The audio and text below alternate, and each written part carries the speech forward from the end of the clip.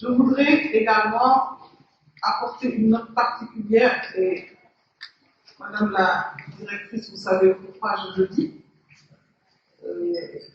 avec beaucoup de tourmente en ce moment. Je crois qu'il faut que vous gardiez la tête haute, que vous sachiez que vous êtes en train de faire des réformes, ce n'est pas facile. Les réformes d'ailleurs, on le verra tout à l'heure, qui sont aussi liées aux partenaires que nous avons et qui nous demandent de rectifier certaines choses, même si nous considérons que jusqu'à présent, le Sénégal, dans sa riposte, a été un pays exemplaire. Donc il nous faudra peut-être aussi chercher d'autres partenaires pour pouvoir aider à ce que les réformes ne soient pas trop douloureuses et que vous ne soyez pas aussi considérés comme celles qui coupent des têtes. Je voudrais vous féliciter et vous demander de continuer à développer ce que vous êtes en train de faire. En tout cas, nous vous apporterons tout le soutien que nous pouvons et essayerons avec vous de trouver des solutions aux difficultés que le programme est en train de vivre. Mais tout cela, c'est normal. C'est simplement la vie et les choses qui bougent. Donc, je voudrais, après cela, remercier le Fonds mondial. Remercier le Fonds mondial qui nous assiste depuis 2002, avec un soutien assez important, parce que quand on voit ce qui s'est passé depuis 2002, vous avez quand même soutenu à plus de 300 millions de dollars américains, et donc c'est une somme extrêmement importante qui peut être considérée comme une contribution qui nous a permis aussi de maintenir les acquis et aussi de les améliorer.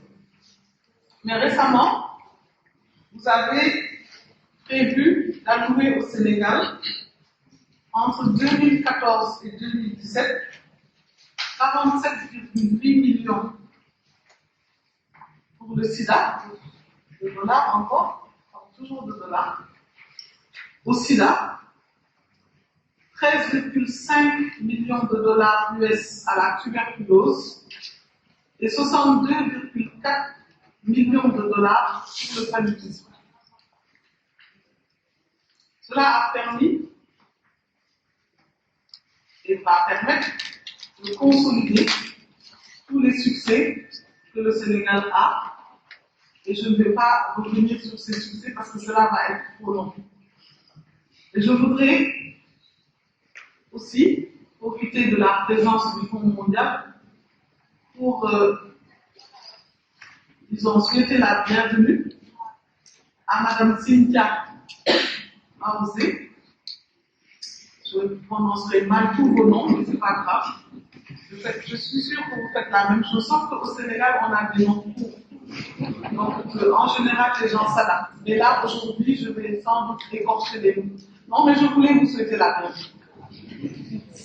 On s'était rencontrés à Genève et vous m'aviez promis d'être au Sénégal. Donc, vous voyons ici, vous êtes chef du département Afrique et Moyen-Orient au Fonds mondial à Genève.